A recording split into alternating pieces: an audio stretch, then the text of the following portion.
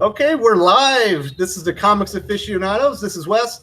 It's a little bit abbreviated show today because I just finished a terrific interview with Doug Ernst, the OG comic skater, now a writer. Got his own book coming out. It was a great time. If you missed that, make sure you go check it out. It was uh-oh, I got dogs.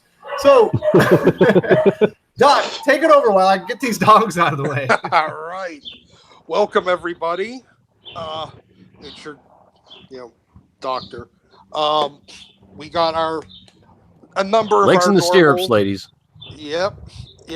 And we got a number of our regulars here today. We got our resident retailer, Pele. How you doing this morning, man? I'm doing excellent. Everybody else is apparently doing well. I hear the traffic is going right on time, right past Main Street in Maple. And Sergeant Batts, how are you doing today? I'm doing great, man. I just listened to that interview on my walk to work, and now I'm waiting for the key holder to get in here so I can start working and listen to the stream and pop in with my mic on once in a while. Badass. How about Ash? How you doing this morning, man? Hey everyone, can I be heard? Yeah, I can hear you. Oh, good. I was having some troubles with my technology over here. It's a good morning, good stream. I only got to catch the end of it, unfortunately, about the last half hour because overslept. Well, it's Saturday. You're welcome to do that. Sleep is for the weak. I, however, did not oversleep because I had an estate sale to go to this morning with 15,000 comics. So I went and, spent a bunch of money on comics. So did you get anything amazing? Actually, I did do pretty well. I managed to pick up the entire run of Old Man Logan, like from the Mark Miller, Steve McNiven run. Nice. The Wolverine, the ongoing, like his first ongoing from '88, issues 1, 8, and 10. Ooh. Yep. I love that issue 8. It's one of my favorite. It's one of my favorite covers from that time. With Logan standing next to Fix-It. Yep, with Joe Fix-It, and number 10 is the first fight between him and Sabretooth. Yep, first encounter between Wolverine and Sabretooth. And then I also picked up finished up a couple of holes in my Peter David, Dale Keown Hulk run, and picked up an extra copy of Hulk 377 because that book's been back to being stupid expensive again. It has. And let's see. Oh, and 2 copies of McFarlane Spidey #1, one bagged and one the 3rd print gold cover. Yeah, that gold cover is pretty spicy as far as climbing value is concerned. Yeah, these days it really is. I don't know what happened. And it's shocking too because there's like 100,000 of them printed. Yeah. And the you would think the platinum edition, I think there's 10,000, and I think it's going for like around 350, 400 now. That gold is going for like 75 to 100. Yep. But it just shows how popular Spider-Man is that a comic with 100,000 distribution that everybody had a shot at the time, and people hoarded back in dozens and dozens of copies of it. Still brings $100. So there you go. Mm-hmm. And so I finished up some more just holes in my runs, and I figure, I already had a couple of the issues of the Old Man Logan, and while it's a little past its point, the first Old Man Logan, Wolverine 66, still going for what, $30-$40? Yeah. Yep. Okay. It's solid. It's a solid book. I can sell that and basically cover everything that I spent today. Because I already have one. So sounds like Doc's already had a great day. I've had a great day. So let's talk about some of these announcements by DC Comics. So they've got the Legion of Superheroes and the JSA and a Wally West series all coming out. So, Pele, what do you want to talk about first? Legion, actually. Let's jump in with Legion. JSA is probably what I enjoy the most, but let's start with Legion. I'm really wondering. I'm curious about what audience they're going to be targeting with this. Is it going to be old Legion fans? Is it going to be newer fans? They're going to try to draw those Legion fans back in. I don't think it's going to be the older fans. I think they're going to be going on with that same thing, trying to attract new readers. And I don't know how that's going to work. I'm curious if it's going to be woke Legion, because woke Legion is just going to go like Vertigo. It's going to tank right out of the gate. So I just don't know. I'm hopeful, but I'm not holding my breath as usual. So what do you think, Doc? Honestly, is Bendis writing it? Yes. Yeah. It's woke Legion. It's, I mean, just from the preview image that I saw, I have very little faith in it. It's not going to recapture. You know, they've had trouble. Honestly, they've had trouble getting Legion to work with pretty much anybody but Jim Shooter. For that's what, true. For like the last 20 years, 25 years. And they keep just dicking with it, screwing with the time, screwing with this or that, and I don't see it working. I just don't. First of all, I don't know what the audience is. I don't know who they're aiming for. What's that?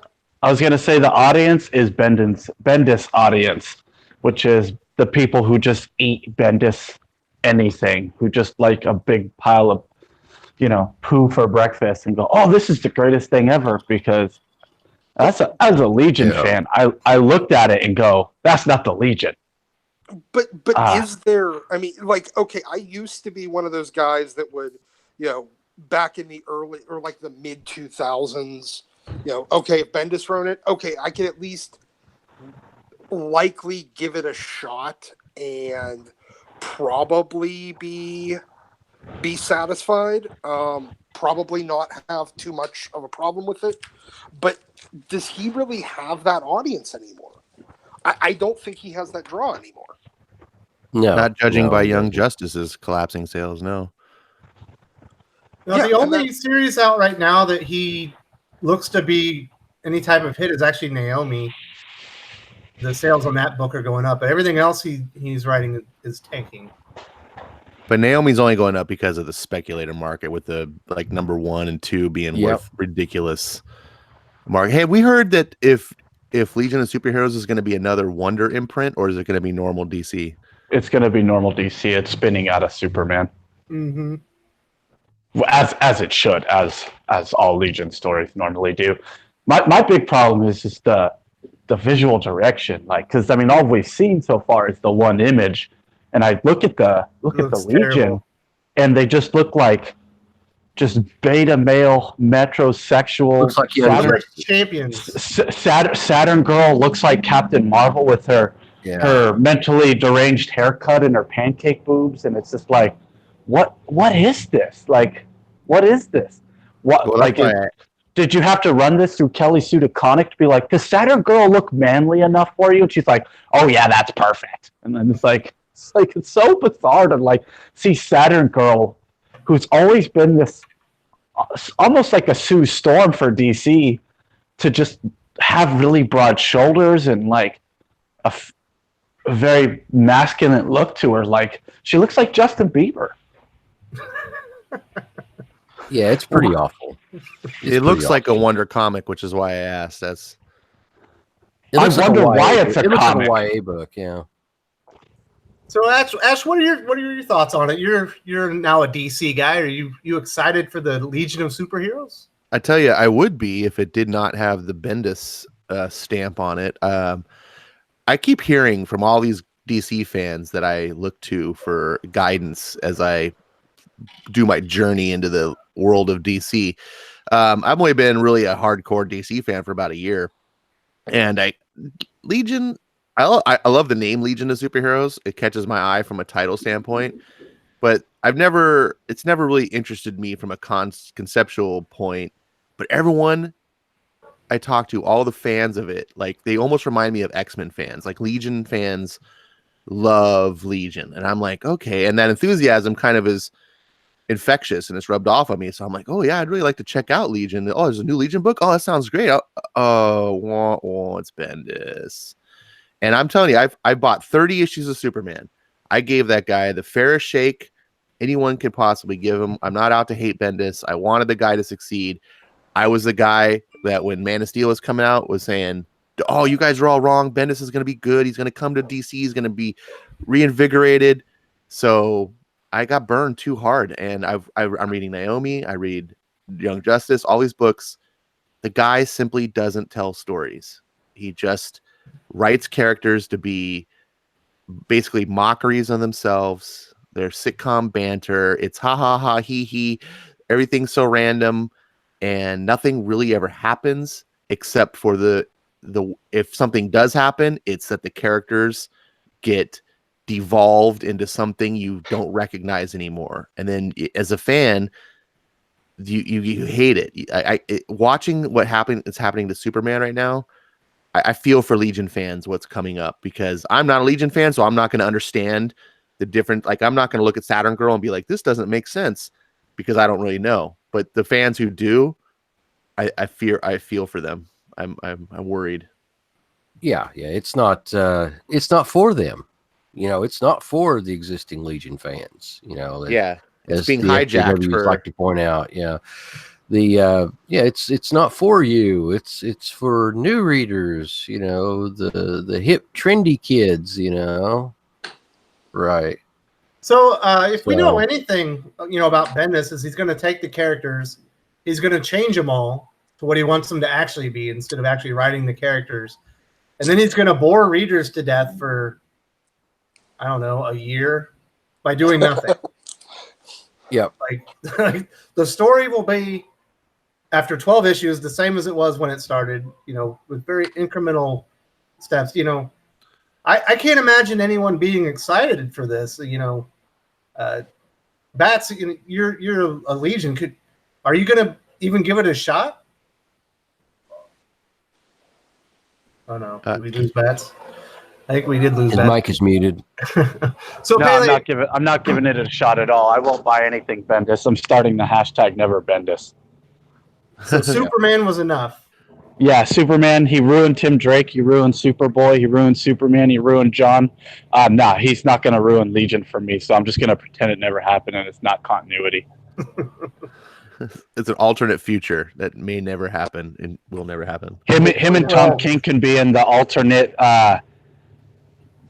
death of DC Comics universe. That's Earth, go F yourself.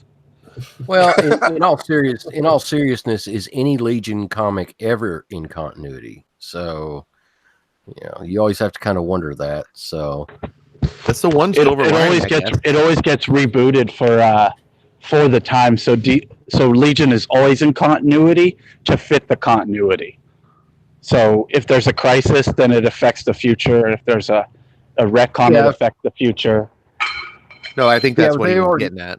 Yeah, that was anyway. Yeah, that's kind of like I think what was it at that one Legion book where they were trying I forget who it might have been Superboy or someone was trying to explain that there are thousands and thousands of different Legions out there, and from different points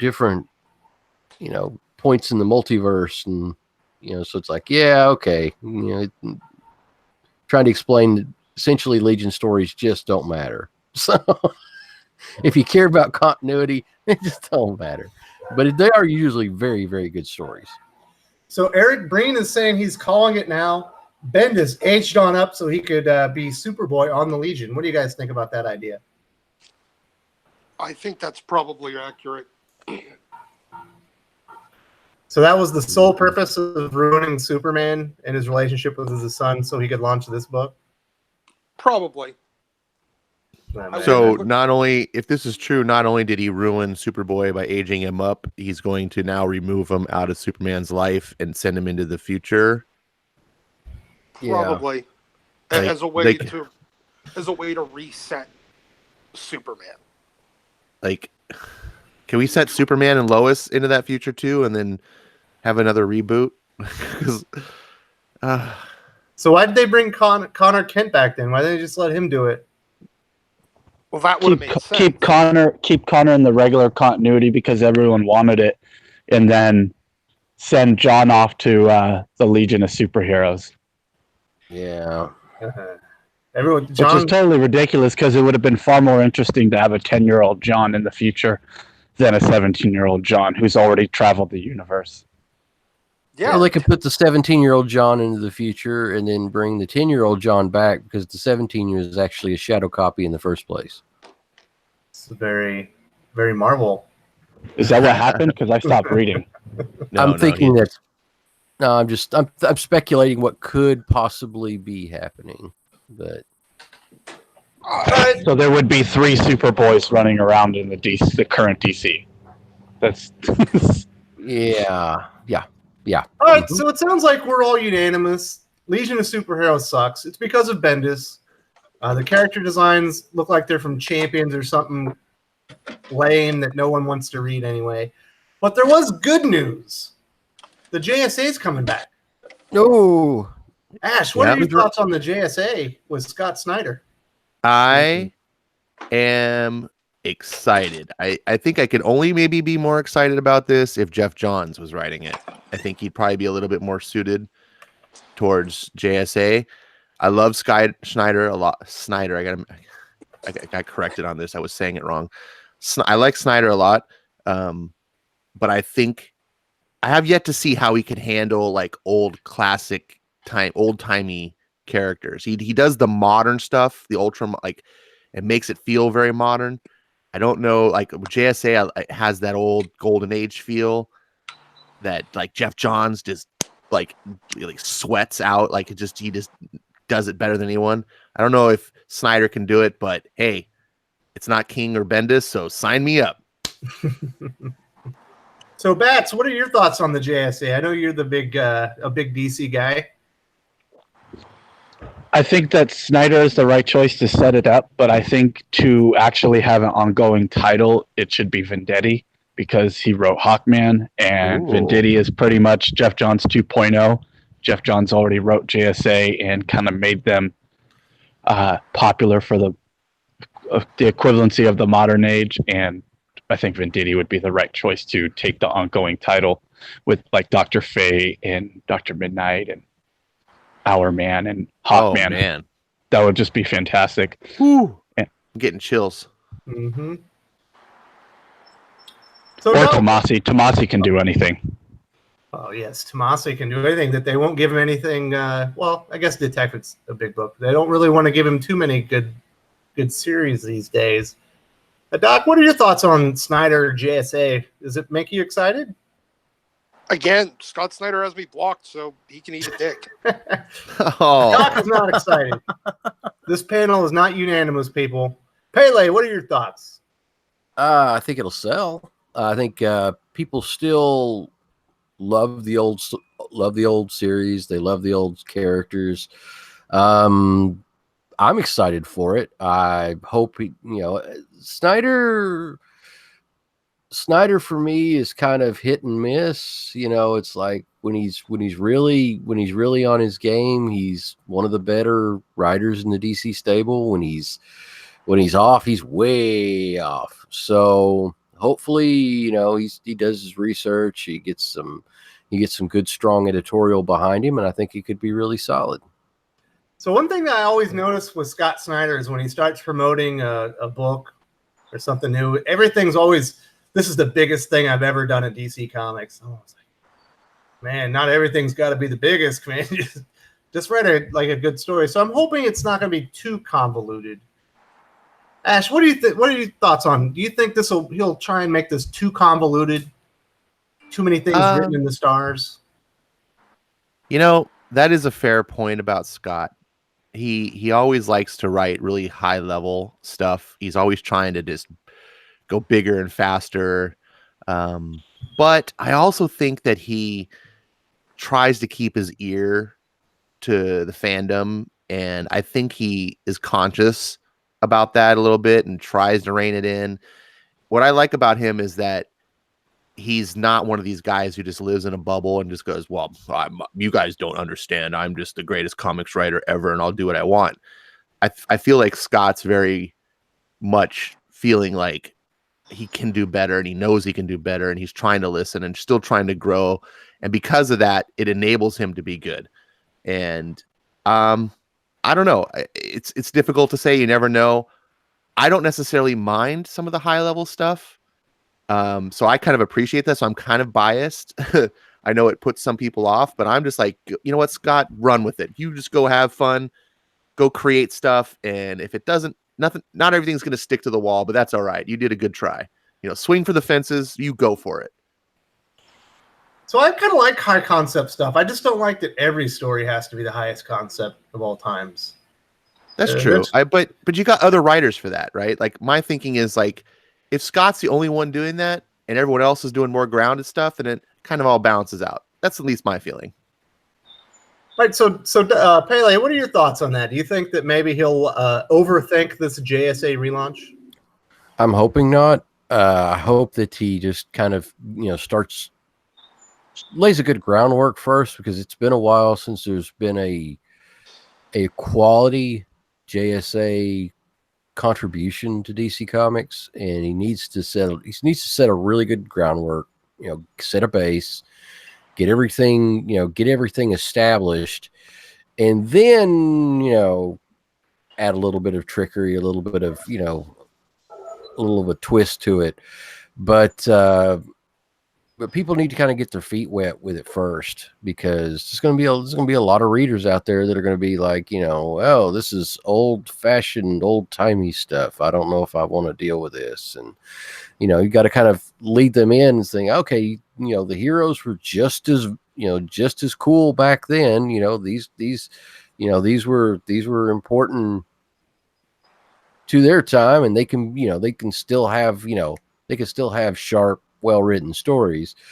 So it just depends. I hope that like I said, I hope kind of start at a good walk, then start jogging, and then then get into a run, and not just run right off the blocks and face plant. So Bats, do you have some of the same concerns, maybe with overthinking things, maybe making it too grand of an idea? Yeah, I'm kind of concerned about that. I think if they're going to make it really grand, a friend of mine and I have been talking about how they should return the Earth 2 to DC continuity. So if we're going to get a JSA, I'd rather have like a pre-crisis JSA thrown into the modern world of DC and just being like, you guys have been doing this all wrong. And, it's like really meta. Like super meta, yeah, where it's just like, hey, remember how things used to be? And then you're like, what's wrong with why is everyone depressed? What's wrong with Batman? And then it's like, I remember you're not the same person. Yeah, why is your cape way really long? That would be an interesting concept.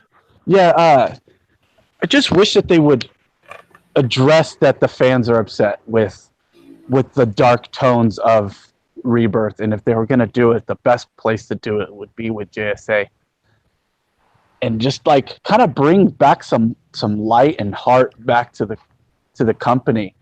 And like I said, I think the person who could do it is Venditti. Oh yes, I agree with you. Speaking of that, Venditti, does anyone know? And I asked Scott himself, and he wouldn't answer, so it makes me fear the worst. Is Scott being pulled from Justice League for this new book? Does anyone know? I have no idea. Because if he is, I was just thinking, if he is, Venditti would be the perfect choice to fit in replace him on Justice League, would be in my opinion. But I don't know. Like I'm worried now that we're gonna like lose Justice League so we can get Justice Society, and that's always like the bane of these new comic releases that the publishers don't seem to understand. It's like, hey, we're gonna give you this new comic. Aren't you excited? You're like, yeah, but you destroyed my old comic in order to give it to me. I think Justice League is one of a handful of ongoing titles DC sells at over 50,000. Is that correct, Pele? Yeah, it's sitting now, I think, around 60. Yeah, 60 something. I don't think it's Justice League. No, luckily for DC, they can. I was just gonna make a stupid joke saying, luckily they have Bendis so that he can just write Justice League. Yeah, it's they don't want to mess. Well, I say that, and then they've got Tom King on Batman, and they would, still. Anyway, I think that if they mess with it too much right now, they're going to just cut their own wrist. They realize that, I think. So it's going in a good trajectory. Readers are happy. I don't really see them fouling that up right now. Hopefully, so. So one thing that they did foul up very badly was Wally West and Heroes in Crisis. We heard a rumor right as Heroes in Crisis 9 landed, or maybe a couple days before, that they were going to do a Wally West spinoff about it, for his redemption arc, which I'd say is virtually impossible because he's a murderer and he frames people for his crimes and stuff like that when to kill himself. So now they are doing a Wally West miniseries with Scott Lobdell. I couldn't be less excited about anything in my life. Ash, what do you think about this? I think you just summed it up. I don't understand at all. Like, how do you have the position of publisher? How do you earn a paycheck every week and you have these boneheaded ideas? Heroes in Crisis was the most ridiculous. Just, I can't believe that you ever made it out as like past the pitch. But now that you've done it and you've destroyed Wally West, you pissed off your fan base, you've done all this stuff, and now you're like, hey guys, remember that series you hated? Remember how pissed off you were? We're bringing round 2. I just don't. I have zero excitement for this. Like, if you're going to repair Wally West, the only way I think you can possibly do it is in an existing comics that we already trust. If you're going to repair Wally West, let Josh Williamson do it in The Flash, right? Let those titles. Don't try to sell me on another gimmick story that I'm going to be pissed off in, and you're going to F around with the character some more. Just stop. Just stop touching it. Just done. Someone needs to slap someone's hand. Mm-hmm. Well, it's like one of my customers was talking about how he believes that the only way that it could be fixed is if it never happens in the first place. And if they go back and they retcon the entire Heroes in Crisis thing, to where, somebody goes back and stops Wally West before he does all that. And I'm like, oh God, no, time travel. No, stop it. Just take time travel away. Well, even that doesn't fix it. Because all the readers would then still know that given the chance, he would still given the circumstances, he would still murder somebody. Yeah, time travel can't fix it. Yeah, it's a character issue now. Yeah, he's got even if they stop it from ever happening, he's still got that character flaw, and it's like, oh, wonderful. So one of my biggest issues is I don't get this part at all because Didio and King went and destroyed Nightwing, made him Rick Grayson. And they put Scott Lobdell on the series, and it was terrible. He couldn't take their bad decision and do anything good with it. It's not a.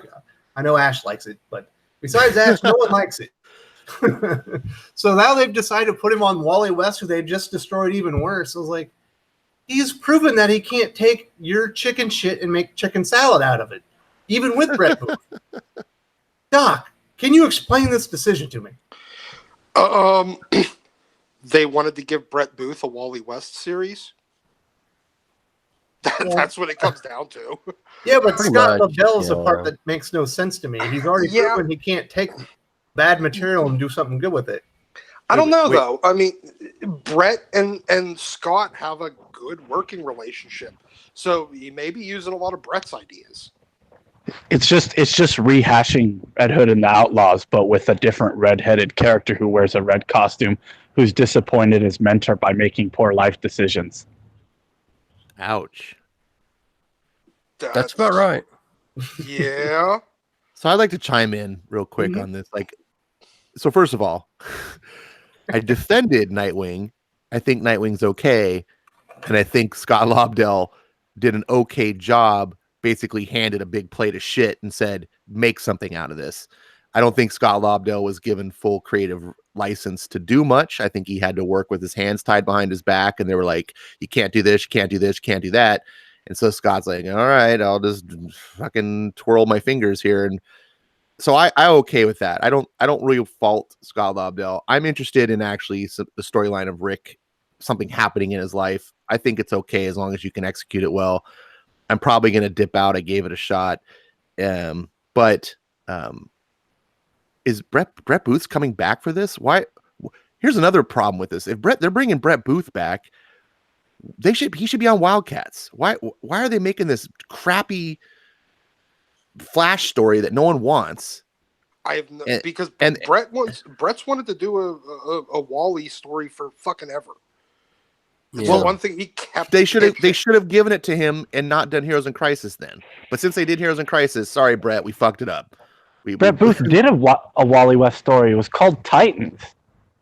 Yeah, but he wanted a solo Wally book, and he never got it. While he was there, he kept pitching it and kept pitching it and kept pitching it, and they never gave it to him.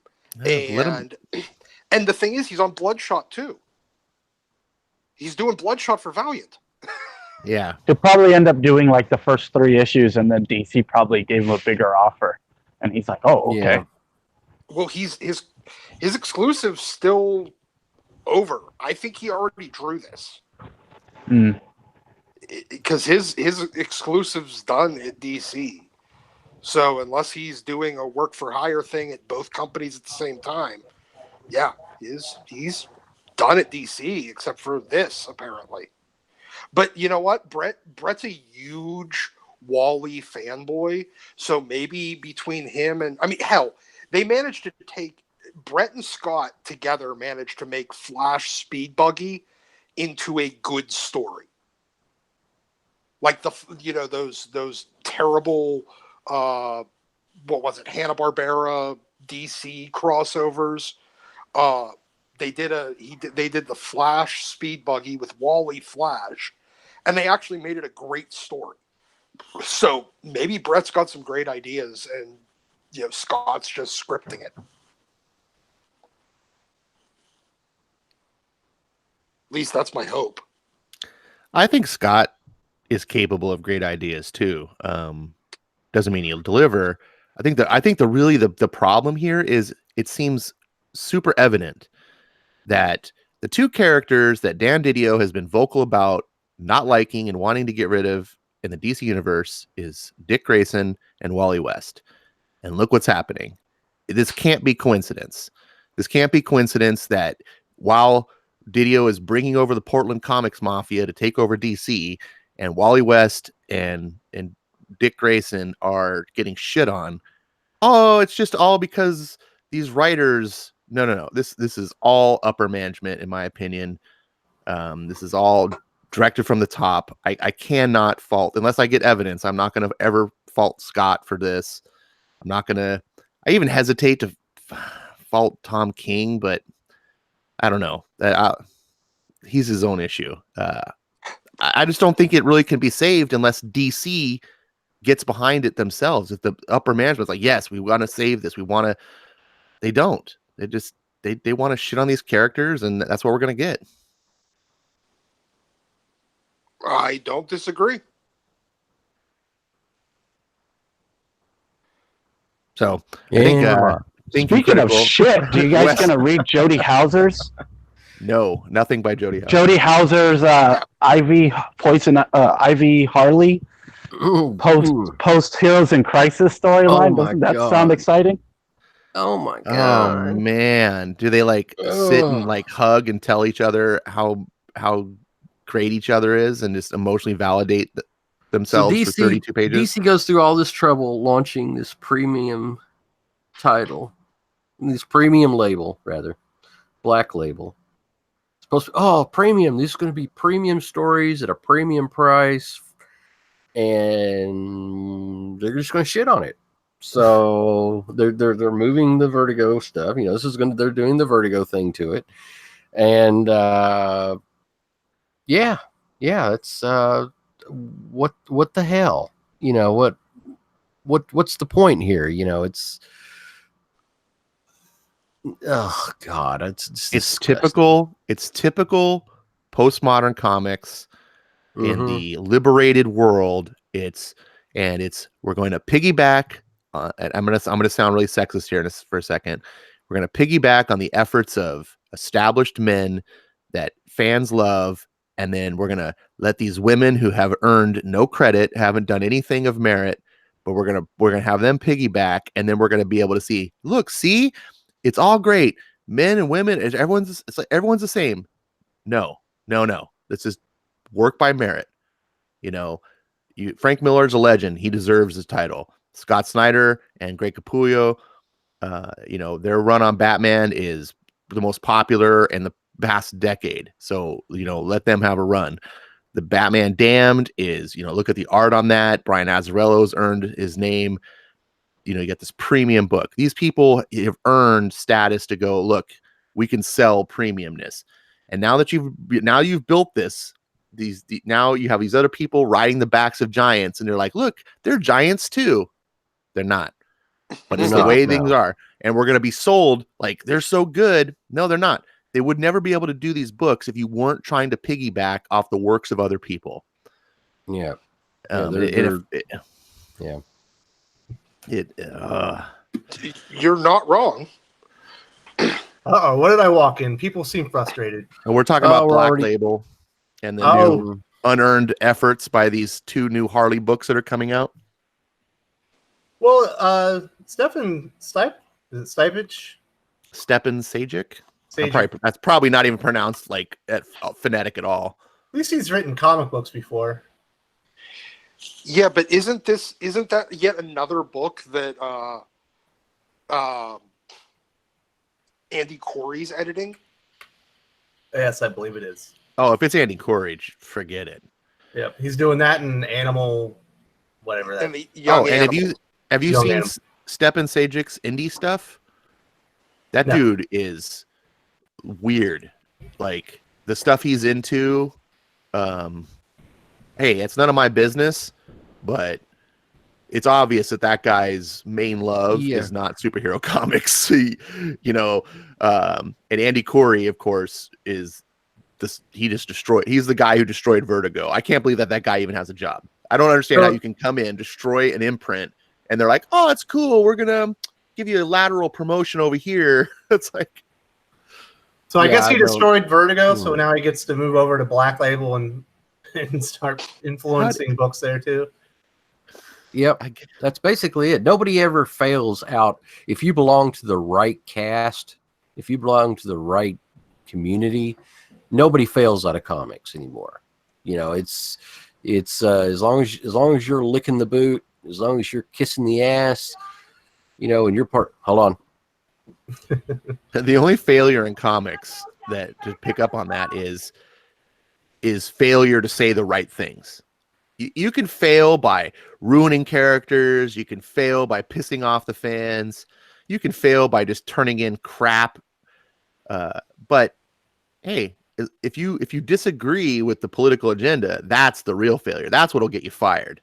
If you vote for the wrong president, you'll get fired. But everything else, it's free game. Yeah, lose them a bunch of money. For some reason, they don't care. It's not that big a deal. So the last big announcement was the Harley Ivy miniseries. Is it an ongoing? No, that's what we were talking about, the Harley Ivy. Okay. Well, my bad. Is there anything else with the DC announcements that we needed to cover before we move on to the Spider-Man thing I wanted to talk about? Nope. Go ahead. All right, so this week I believe 6 Spider-Man books released. There were no Spider-Man books last week, and I think it's $32. Sorry, I just read something in the chat. Oh. So I think it's $32 if a Spider-Man fan wants to actually buy all the Spider-Man books. Doc, when is too much? Too much? Like, should they be spreading these out a little bit? Yes, they should be. But the problem is, right now, the only thing that they're producing that actually sells is Spider-Man. They're kind of at that point where DC was around the time right before and even a couple of months into after New 52 started, where basically anything that didn't have a bat or a giant S or 2 W's on the cover was a giant flop. Nobody was buying it. And to be perfectly honest, the only reason anybody was buying Wonder Woman at the time was because of Adam Hughes covers. But Marvel is at that point right now too, where, okay, they have a handful of good books like Immortal Hulk and a couple other books, but Immortal Hulk outsold Batman last month. Yeah, but the only thing that is a reliable seller for them right now, it has to have a spider on the cover, and it's got to be Peter Parker too. They keep trying to make every other, but they're flooding the market. I mean, they've flooded the market in every other way, but they're right now they're overproducing things with Peter in it just because it's the only thing that's a reliable seller. And honestly, it wouldn't shock me if internally they're reporting just the Spider office and they're flooding the market with Peter stuff to cover for all of the Jessica Drew, Spider-Gwen, Miles, and everything else books flopping. And as a result, they can average it out. I don't know what their internal reporting is, but for some reason, it wouldn't shock me if they're overproducing Peter stuff just so that they can hide the fact that all the other, Spider excess isn't selling. Mm-hmm. Wouldn't shock me.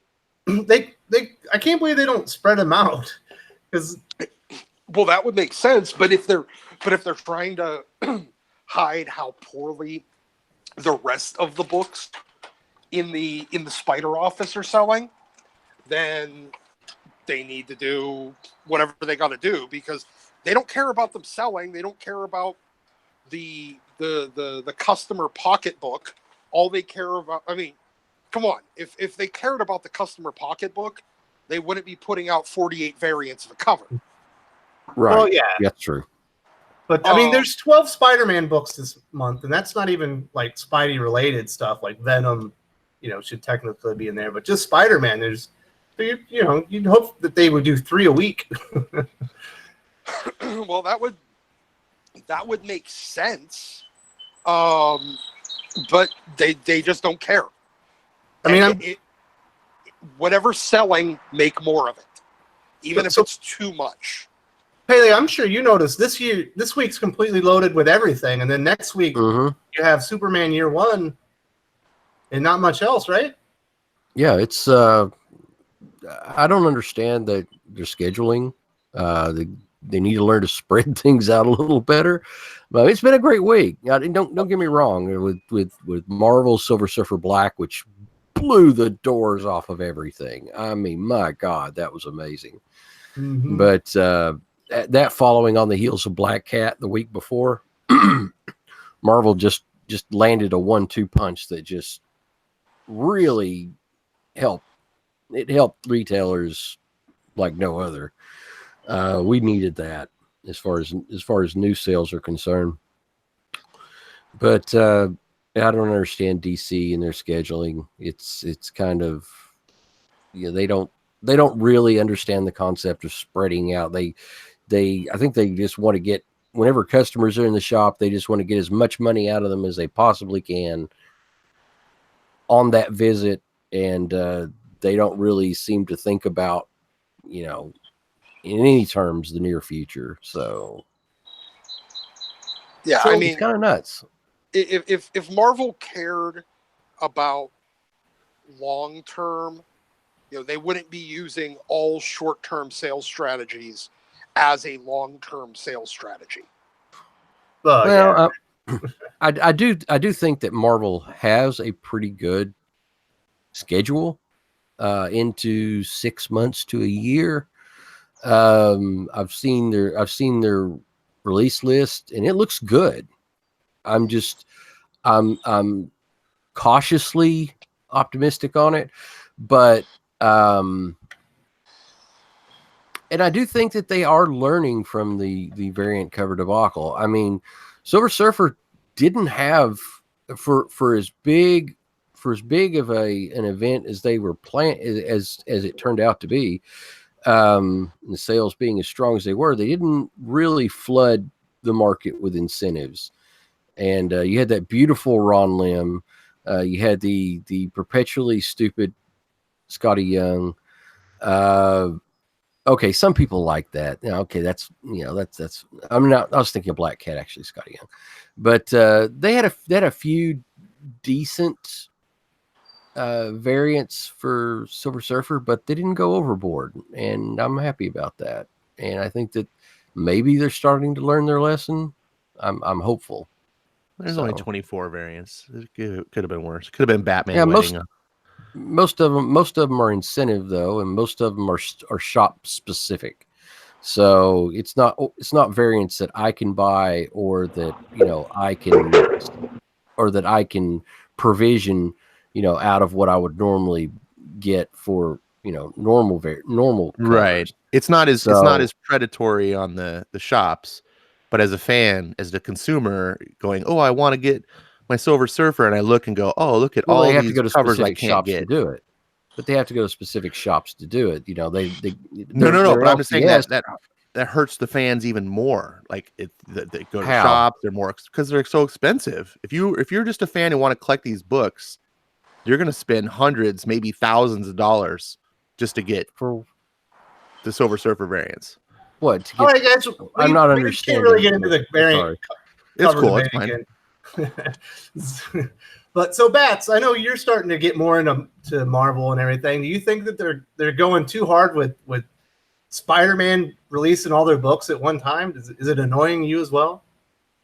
Yeah, Peter Gabriel is a complete idiot for dropping all 3 of the popular Spidey books in one day. That's just totally retarded. So, it's not, it's Amazing Spider-Man, Spider-Man Life Story, Symbiote Spider-Man. Was it Friendly Neighborhood Spider-Man even this week?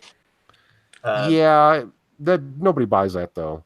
Yeah, that book sucks. It's dead. It is so dead. I got 5 copies, and there's 3 of them still on the wall. I think 2 people have them on their pull list. So it's like, bleh. Yeah, who cares? It's dead.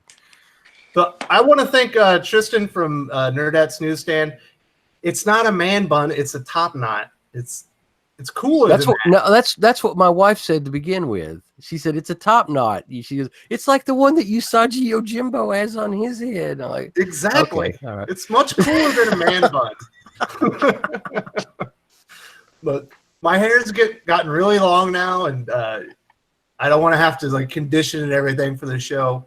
So I put it up. Although she did, although Danielle did say that it would look cooler if you didn't have it knotted up like that. If you just kind of had the top knot with the hair just hanging down, kind of Mongol, like the Genghis Khan Mongol style, that would look better. I do that sometimes too, but it's really hot out here now. I don't want anything floating around my head. I'll sweat even more.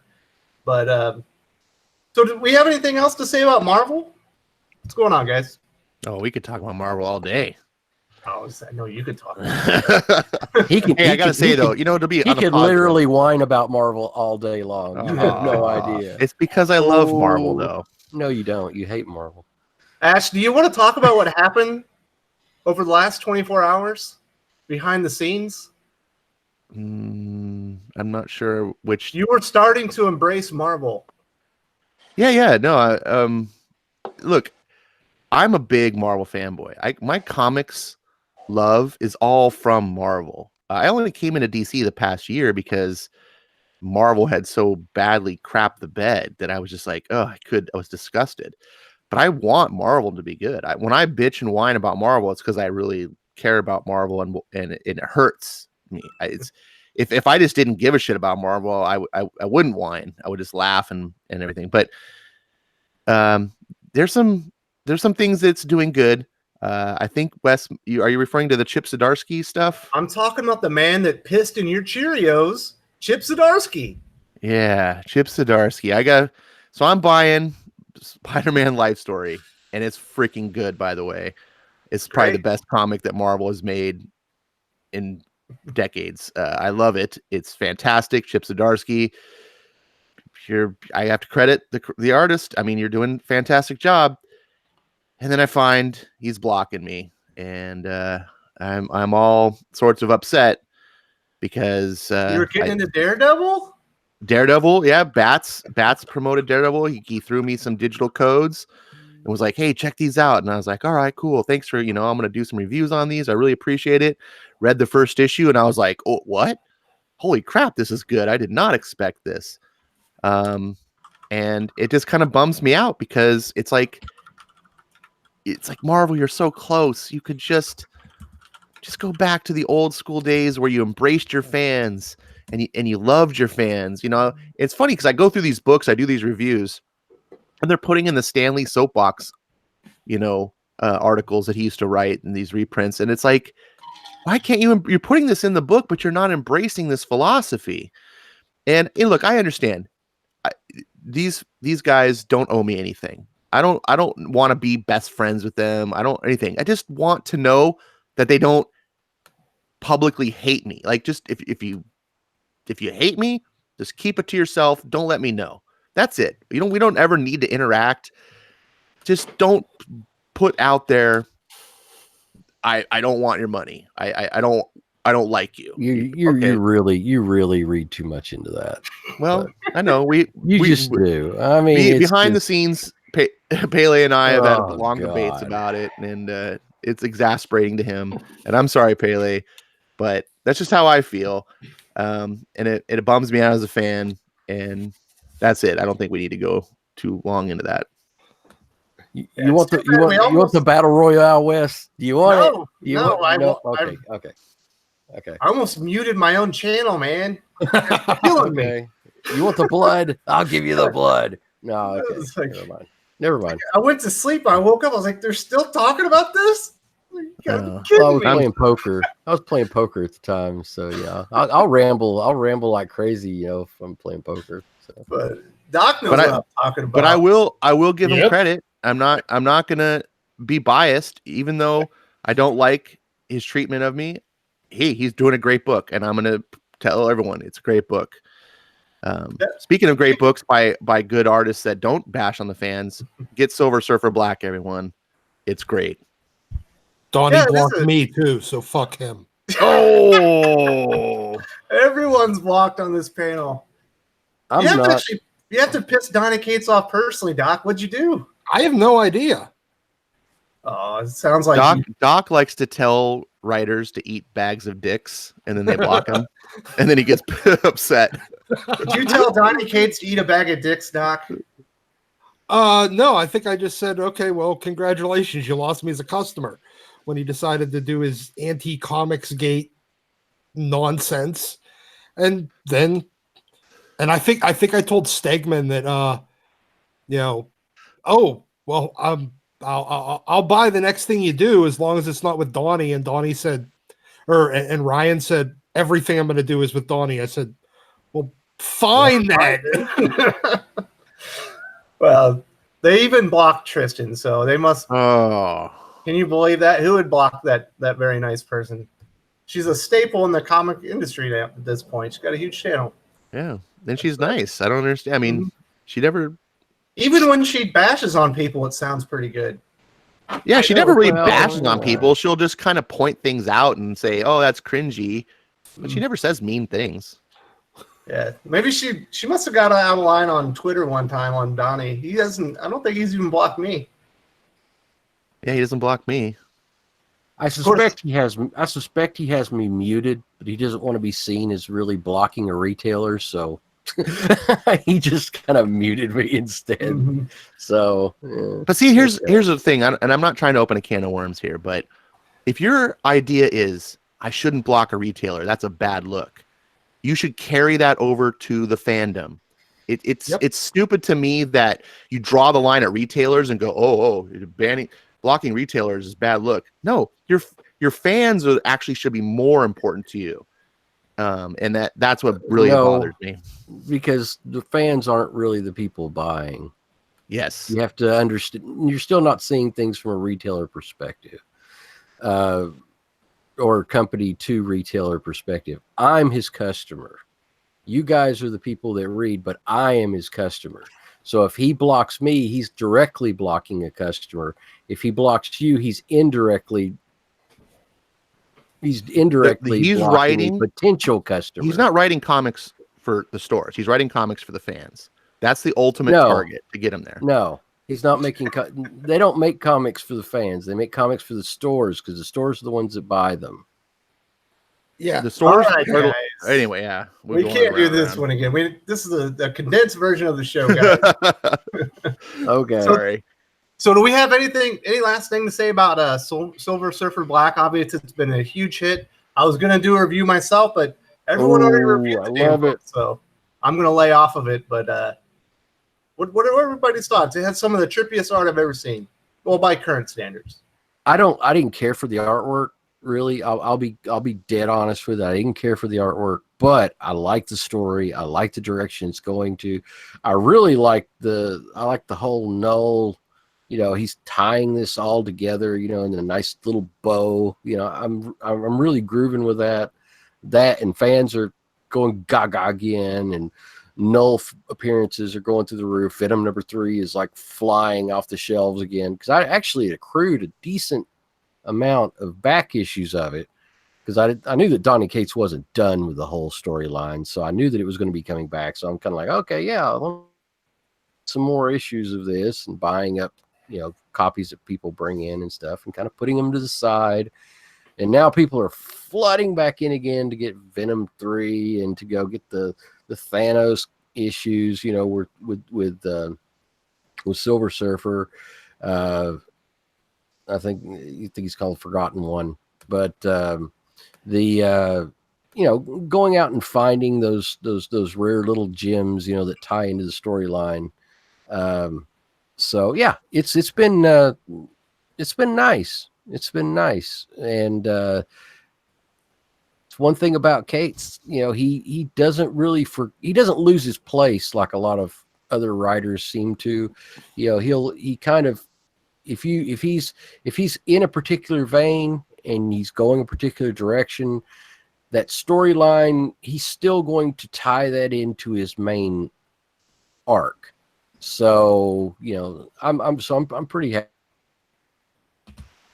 I don't suspect that, you know, the direction he's going to be abandoning it anytime soon. So those older back issues that he started with, you know, and those older issues that he's writing kind of addendums to, those other characters, you know, they're still going to be hot. They're still going to be popular, and I'm excited for it. So, Bats, did you have any last things you want to say about Silver Surfer Black? I know you liked it a lot. Yeah, I would say, like, I'm really impressed with Donnie Cates as a writer. He's kind of, to me, of like the Jeff Johns of Marvel, where he's taken a bunch of characters I've never been impressed by and impressed me with them by just telling a really cool and interesting. Jeff Johns has always managed to do that for me with a whole bunch of characters. So that's kind of where I see Donnie Cates while DC's shitting the bed. I'm finding new and interesting stories at Marvel because there's one writer who can take characters I've never liked or never found interesting and be like, well, here's this spin on it, and here's all the elements that make it cool, and here's my spin on it to make it even more cool. And I was like, oh wow, like with Venom, never liked Venom. I've never liked Ghost Rider or Punisher. He's combined those two characters and threw them in space. And as I've told Pele behind the scenes, everything is better in space. So Spawn in space is something I want to see one day as well. So then Silver Surfer, who I've always kind of just thought as like the SJW before SJW is like SJW in space. He's made him far, far more interesting to me now. Awesome. So normally, on the show, we would have taken these 4 or 5 topics and we would have broken them apart way bigger. But because I did the talk with the one-on-one with Doug Ernst, we had to condense a little bit. But I hope everyone enjoyed what we were able to get through with the Justice Society of America, Legion of Superheroes, the Spider-Man stuff, the other DC releases. But let's get to our weekly recommendations as we finish this one up. Doc, what would you recommend for the viewers today? I'm going to go with old Peter David and Dale Keown Hulk. Awesome. Pretty much anything from, I think Keown took over around issue 350-ish. Let's see. Yeah, so around 360.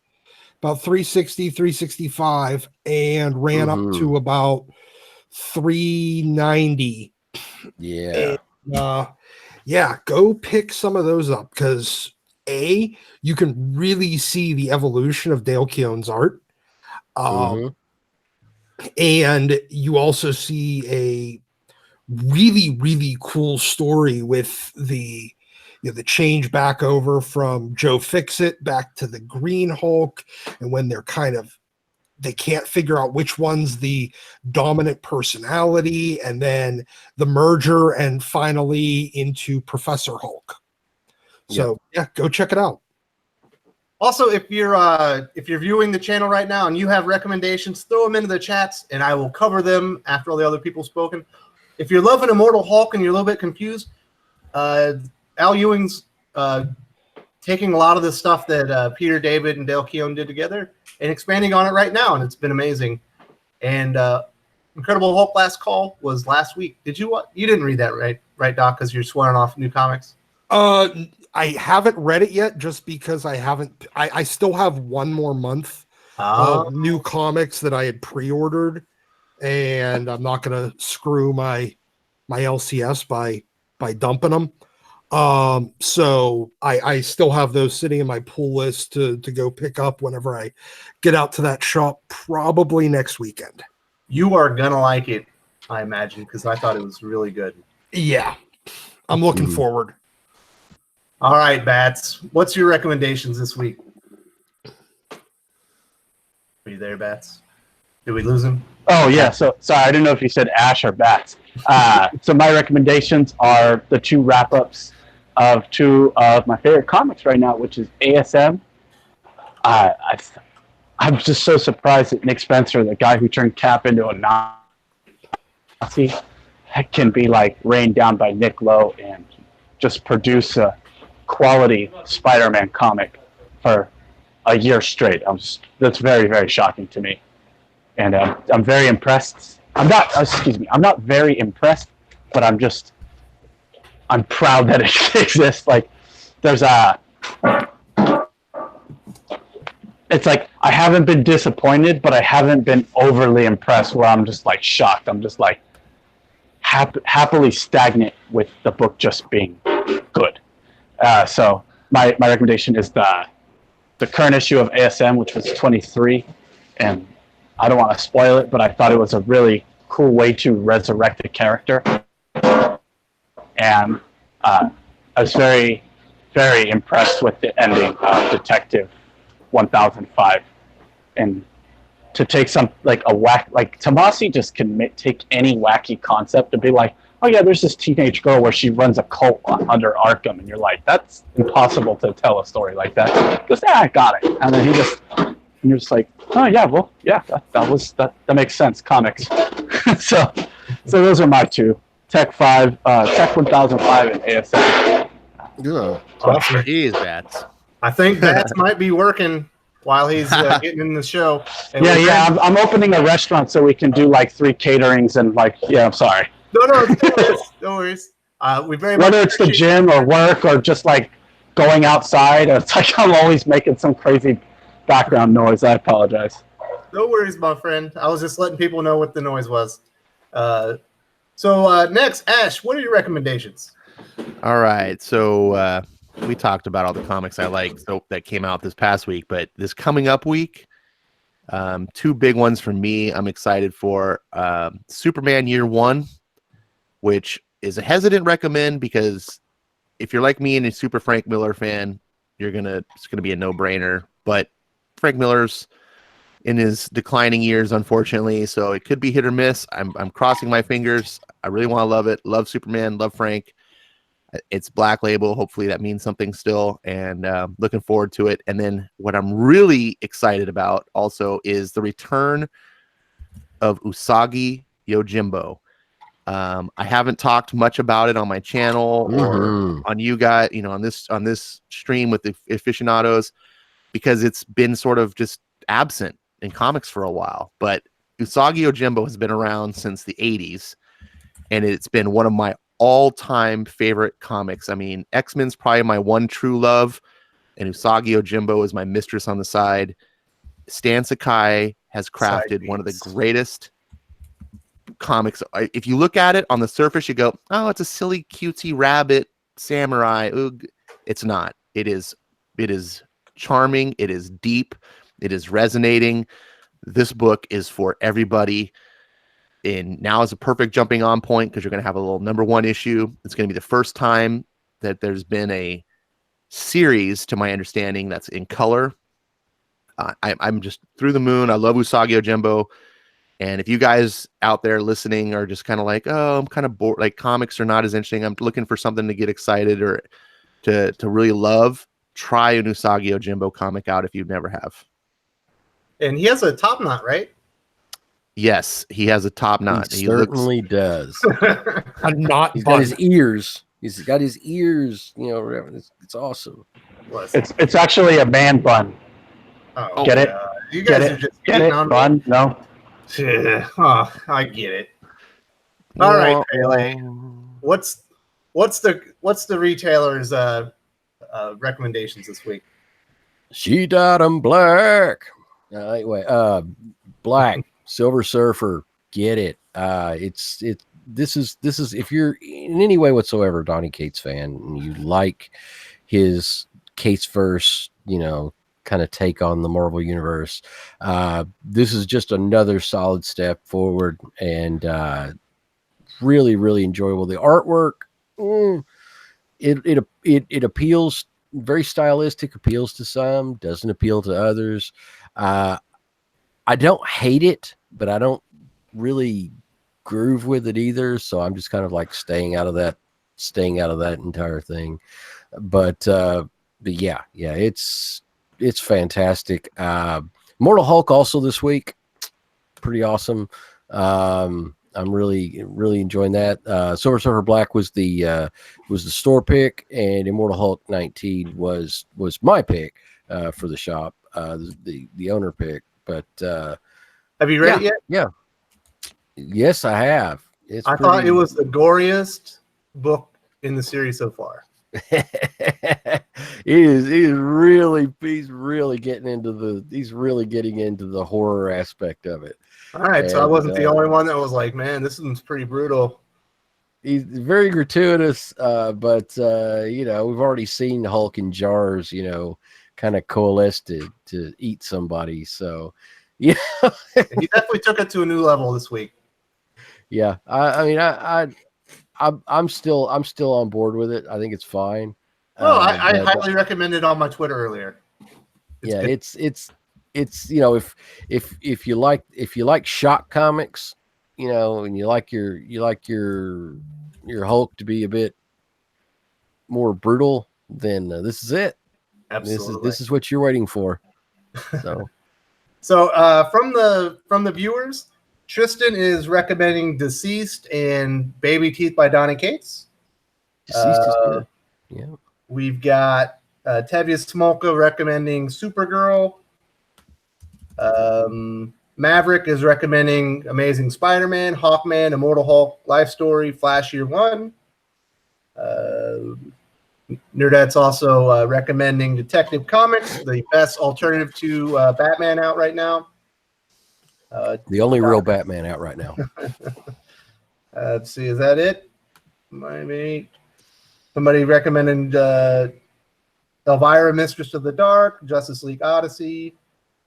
That was Josh Hoon and Mango Bed. There was a lot of stuff in there.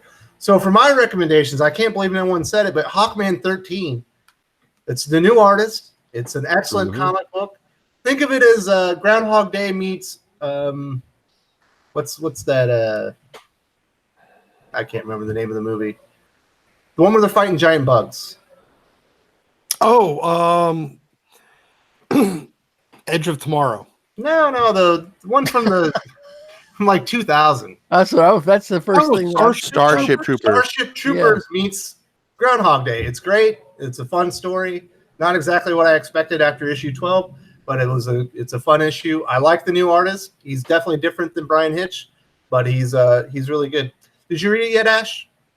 I have not read it yet. All right. I've been waiting for a moment. Hawkman to me is like gets the premium treatment. I don't read it unless I'm now like no distractions, sitting down. Like it's so yeah. I'm gonna wait. And I wanted to kind of get all the crap because I do reviews and stuff. So I'm like, I got to read this Bendis book. I got to do this.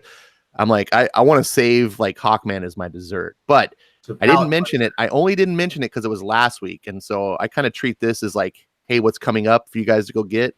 That's why I was recommending this week's coming books. That's all. But yes, Hawkman, number 1. Immortal. No, Hawkman came out this week. No. I mean this upcoming week. Oh, okay. Coming Wednesday. All right. So also my other recommendation is going to be Batman and the Outsiders number 2. The other great alternative to Batman. Brian Hill's the writer. It's a good story. I like what he's doing with it. The best part is Dexter Soy and Veronica Gandini as the color artist pairing. It's excellent. Dexter Soy is severely underrated, and the color art by Veronica Gandini is amazing. Brings everything to life. The action just pops. It's a good story. The characters are amazing. If you haven't been reading Batman and the Outsiders, definitely get on now before it's too late and you can't find any copies. So with that, time to wrap this up. Doc, where can people find you if they want to follow you after this? Just on Twitter @ScienceJesus. You can find me there, and mostly spurging about X-Men. Nice. Yep. So, Bats, if you can hear us, where can people find you, buddy? You can follow me and subscribe to my channel on YouTube, SGT Bats, and as well follow me on Twitter @SGT Bats. Nice. Ash, where can people find you, buddy? Well, you can find me on also YouTube, Ash on Comics, just like my handle here in the chat. And on Twitter, it's Ash followed by the numbers 1138. And if you follow me on Twitter, that's where I kind of leave my politics. If you watch me on YouTube, it's mostly about just comics and stuff. So take your pick. Awesome. And well, before we get to Pele, Josh Hoon said that he thinks IDW's TMNT should get some love. We give it plenty of love here on the channel. I featured it in my top 5 indie comics. I also review a lot of the Shudder in Hell issues, and we talk about it quite favorably here on the Aficionados. I completely agree. TMNT is great. And then Fiona Wolf in the chats is asking if anyone has a recommendation on Red Sonja, where to start. So if you have one, if you could let her know. I am not the Red Sonja guy. I'm sorry. Roy Thomas run or Amy Chu run. There you go. Roy Thomas or Amy Chu. Conan, number 23 and 24, 1971. Go out and get them. There you go. Hopefully, Fiona Wolf has some good places to start. And Pele, where can people find you, buddy?